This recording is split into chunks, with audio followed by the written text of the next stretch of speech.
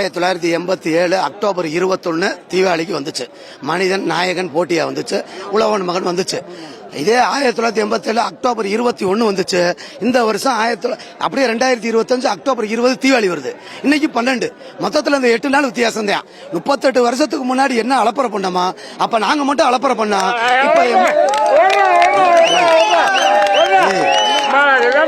இப்ப அண்ணன் சொன்ன மாதிரி தலைமுறையா அலப்பற பண்றான். நீங்க கேட்டீங்களா, 50 வருஷத்துல தலைமுறை மாறலாம், ஆனா தலைவர் ஒருவரே அப்படிங்கிற கோட்பாடுல இன்னைக்கு அலப்பற பண்ணிருக்கான். அன்னைக்கு வந்த மனிதன் இன்னைக்கு அதே இடத்துல இருக்காரு. அன்னைக்கு 87 சூப்பர் ஸ்டாரா இருந்த மனிதன் இன்னைக்கு 50 வருடத்திலயும் அதே இடத்துல அதை விட பயங்கர பிரம்மாண்டமா வளர்ந்திருக்காரு. அதுக்கு காரணம் தமிழ்நாட்டு மக்களோட ஆதரவு. ஆனா இது எதுவுமே தெரியாதபடி எந்த விளம்பரம் இல்லாம எளிமையா அவர் பாட்டுக்கு ரிஷிகேஷ், பத்ரிநாத், கேதார்நாத்னு போயிட்டு வராரு. அதுதான் தலைவர் ரஜினி.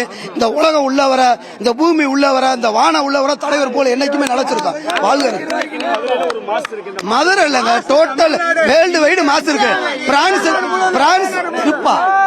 பிரான்ஸ்ல கூலி படத்துக்கு அலப்பறை பண்ண வீடியோ இன்னைக்கு உலக நாடு ஃபுல்லா உங்களுக்கு இந்திய ஓவர்சீஸ் பார்த்திருப்பீங்க வசூல். கூலி படத்துக்கு ஓவர்சீஸ் வசூல் இனிமேல் எவனும் தொட முடியாத அளவுக்கு இருக்கு. அதுதான் தலைவர். தமிழ்நாடு, மதுரை, சென்னை எல்லாம் கிடையாது. அதுக்கு தான் லாரன்ஸ் ஒரு பாட்டு போட்டாரு, 12-12-12க்கு மதுரை ரஜினி, சென்னை ரஜினி, நெல்லை ரஜினி, கோவை ரஜினி, எல்லாமே ரஜினி தாங்க. மத்தவே வரலாம், அவன் குற்றால சீசன் மாதிரி ஜூன் மாசம் ஆடி மாசம் அந்த இதுக்கு இருப்பேன். ஆனா எப்பயுமே இருக்கிற ஒரே ஆளு தலைவர் ரஜினி தான். வாழைப்பழம் எல்லா நாள்லயும் கிடைக்கும், சில பழங்கள் சில சீசனுக்கு தான் கிடைக்கும். ஆனா தலைவர் என்னைக்குமே நினைச்சிருப்பாரு. காரணம் தமிழ்நாட்டு மக்கள் அன்னை வாரி கொடுத்த தாய்ப்பால், அவரை வாழ வச்சது தமிழ் பாலுனாரு. அதான் நடந்துகிட்டு.